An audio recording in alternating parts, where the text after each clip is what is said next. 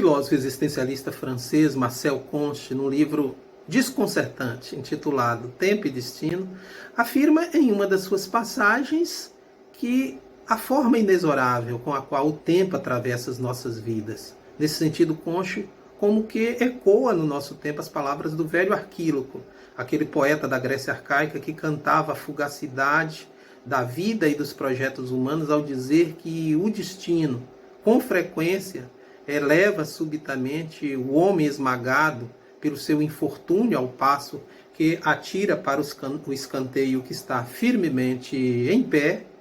Conche, de uma certa forma, estuda o tempo numa perspectiva trágica e, de uma certa forma, também se alinha a outros filósofos que não são existencialistas, como é o caso de Santo Isidoro de Sevilha, que na verdade é um doutor da igreja do século VI, mas se alinha, sobretudo, aos classicistas que, de uma maneira quase que generalizada, associam a virtude da criação a essa consciência da mortalidade humana, da inexorabilidade do destino nas nossas vidas, no sentido de que, ao ter consciência da inevitabilidade da morte, o homem criou a obra de arte, criou a política, a religião.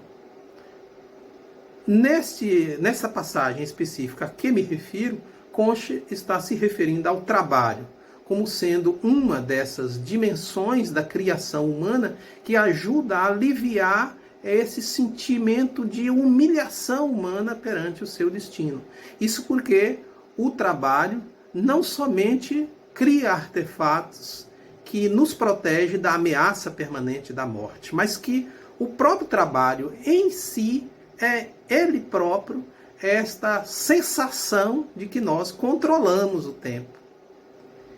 Não é sob este fundamento que este trabalho foi produzido. Este livro, publicado em 2020, no alto da pandemia, intitulado Soou o Alarme, a crise do capitalismo para além da pandemia, da editora Perspectiva, na coleção Debates, organizado pelos historiadores Jorge Novoa e Soleni Fressato, tem um artigo assinado por mim,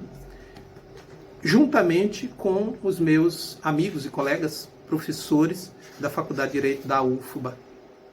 Pedro Lino de Carvalho e Murilo de Carvalho, ambos que, além de professores, também têm uma larga experiência na prática do direito do trabalho, um procurador do trabalho e outro juiz do trabalho. Trabalho esse intitulado O Direito Laboral em Tempos de Pandemia. Esse trabalho analisa uma situação brasileira de alterações, mudanças transitórias na legislação trabalhista, que, sob um falso argumento de que estávamos vivendo uma situação trágica, como que aproveita para o poder público, o Estado legislador, por meio da mudança da legislação, nomeadamente as medidas provisórias 927 e 936, como que aproveita a ocasião para passar a boiada na legislação trabalhista. Nós analisamos nesse trabalho que essas alterações, de uma certa forma, agridem ou violam disposições constitucionais asseguradas na Constituição de 1988, mas também convenções internacionais do trabalho subscritas pelo Brasil. Aí é que, do ponto de vista geral, nós podemos dizer, não é este o fundamento, mas não deixa, de uma certa forma, ir ao encontro desse fundamento, na medida em que nós podemos afirmar que esse esvaziamento do sentido do trabalho, nesse sentido da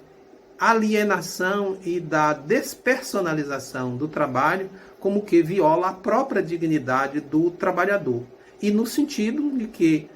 sem a liberdade de criar, o sentido do trabalho para o trabalhador deixa de existir na forma como que, na nossa tradição ocidental, como tentei dizer naquela abertura, está diretamente associado que o trabalho tem como fundamento, primeiro, antes de tudo, esse preenchimento do vazio da vida e da nossa existência.